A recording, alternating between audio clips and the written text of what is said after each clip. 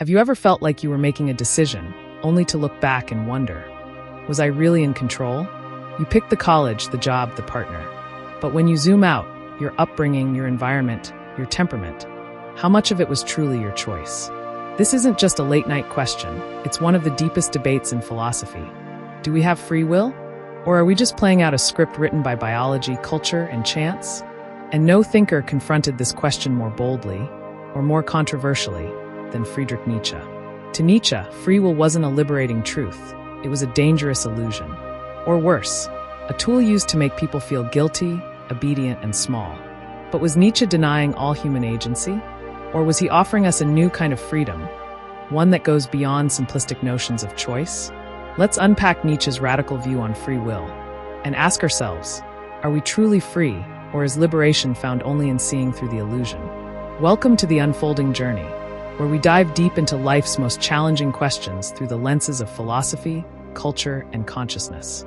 If you're someone who doesn't just want answers, but wants to think better, feel deeper, and live with intention, you're in the right place.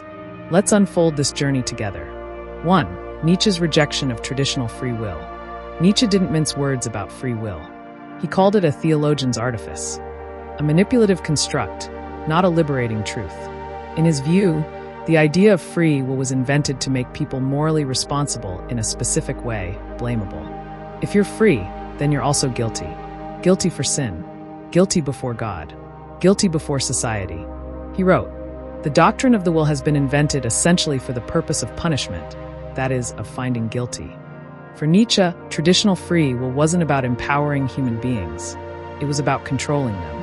It allowed institutions, especially religious ones, to hold people accountable to moral laws that were framed as absolute and divinely sanctioned. In this light, free will wasn't a celebration of human dignity.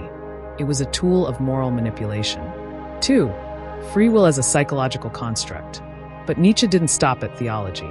He believed that the idea of a sovereign self, one that consciously and independently chooses actions, was a fiction.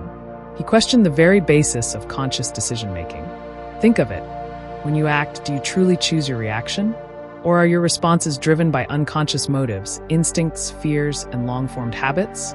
Nietzsche argued that what we call free will is often just post-rationalization. We tell ourselves we chose something when, in reality, we acted from forces we barely understand. He suggested that will is not some abstract force inside us. It's a manifestation of power, a reflection of the instincts and drives unique to each person. To him, free will was a flattering myth, one that gave people a false sense of control over their lives. 3. Morality, guilt, and the invention of responsibility. Nietzsche's critique deepens when we connect free will to morality.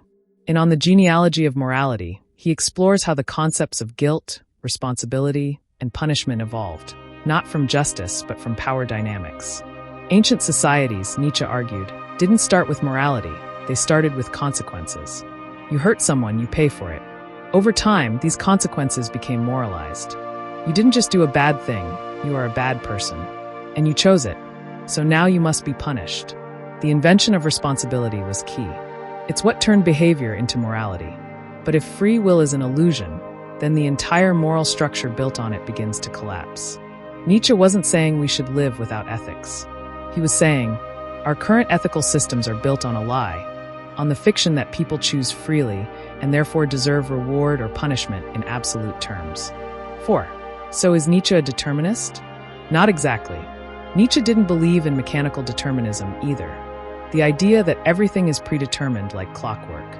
He thought that kind of thinking was just another form of slavery, replacing God with physics. Instead, Nietzsche pushed us towards something far more radical. He believed in the will to power, the idea that life is fundamentally driven not by reason or morality, but by the instinct to assert, express, and grow one's inner force. He wasn't interested in whether we are free in the legal or theological sense. He was interested in how we might live more powerfully, more creatively, more authentically. 5. Becoming who you are, a new kind of freedom. Here's where Nietzsche flips the script. He doesn't give us a neat alternative to free will, but he offers us something deeper, a call to become who you are. In a world without traditional free will, we don't have control over every action, but we can shape our character, refine our instincts, and cultivate awareness. True freedom, for Nietzsche, is not about detached choice. It's about self-overcoming. It's about taking all the forces inside you, your trauma, your history, your culture, and integrating them into a life that is fully yours. This is not the freedom of the consumer choosing a brand. It's the freedom of the artist, creating meaning in the face of chaos. 6. What does this mean for you? So what do we do with Nietzsche's challenge? If we don't truly have free will in the traditional sense, are we off the hook?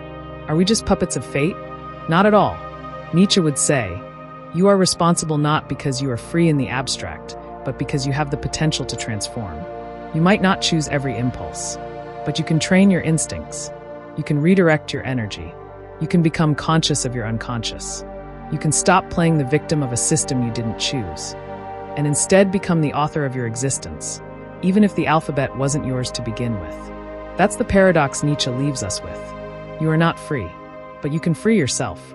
7. Final thoughts, liberation or illusion. So, was Nietzsche dismantling freedom, or pointing to a deeper kind? It depends on what kind of freedom you're after. If you want the comforting idea that you always choose rationally, cleanly, and consciously, Nietzsche will disappoint you. But if you want a deeper, rawer kind of freedom, one forged in struggle, self-awareness, and creativity, Nietzsche may be one of your greatest guides. He doesn't offer excuses. He offers a mirror that asks not, are you free? But, what are you doing with the forces inside you? That's a question worth asking, not just in theory, but every day. If this journey into Nietzsche's view of free will stirred something in you, if it challenged or even unsettled you, then that's philosophy doing its job. Here on the unfolding journey, we don't shy away from the hard questions. We walk into them. So if you haven't already, hit subscribe, tap the bell for new episodes, and leave a comment. Do you believe in free will or not? Until next time, stay curious, stay awake, and stay on the journey.